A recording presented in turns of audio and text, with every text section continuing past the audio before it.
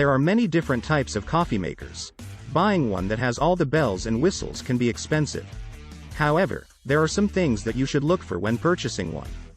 When choosing a coffee maker, it is important to consider the design. Some designs are built for convenience, while others are built to look good. Whether you like the look of a brushed steel finish or a glossy painted exterior, choosing a coffee maker with good looks will make your morning rituals more enjoyable. Here is a great model you should consider. This unit comes with various features, so make sure to read the reviews to see if it fits your needs. I have been waiting for the machine my whole life and didn't know I even needed it. The milk frother is amazing, as well as the many settings available to brew a cup of coffee. You won't regret this purchase.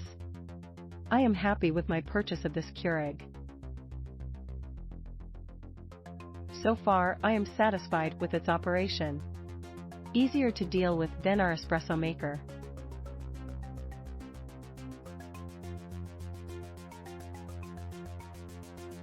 I really like this latte maker. Can the lattes compete with a real espresso machine?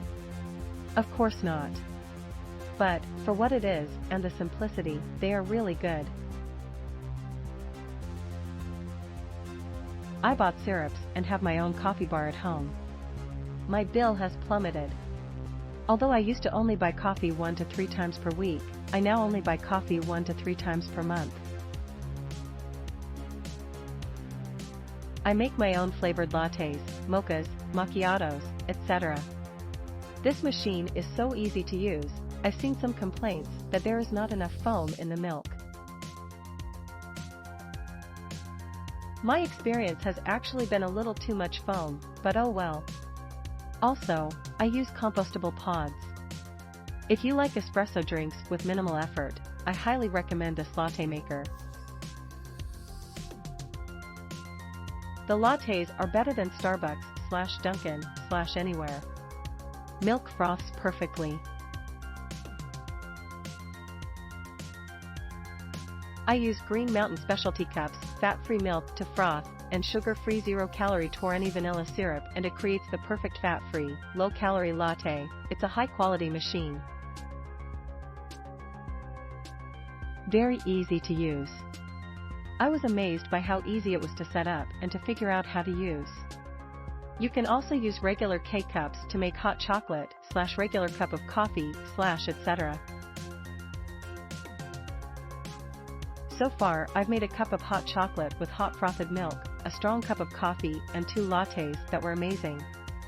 The frother is really easy to clean, just 3 simple parts. The one complaint I'd heard is that the milk doesn't froth well, but it depends on the milk you use. It's working perfectly with my milk.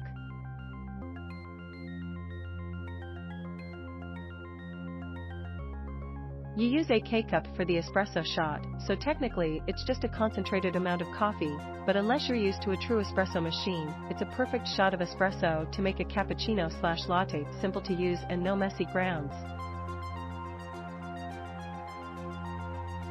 Don't listen to the latte snobs saying the frother isn't great.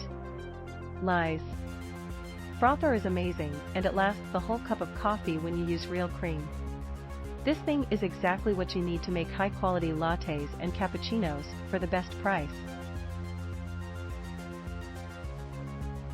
I fill cream to the cappuccino line every time and run it as a latte for super thick froth every time.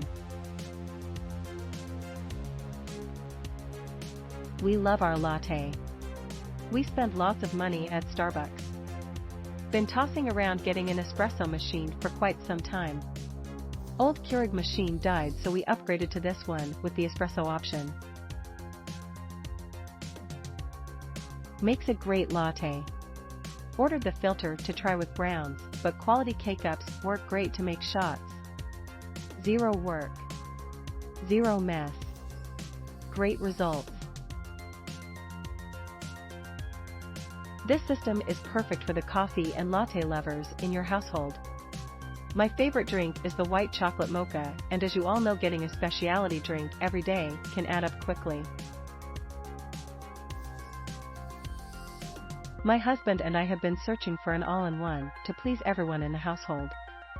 We've had many other machines, and it just didn't work out. This Keurig is really amazing.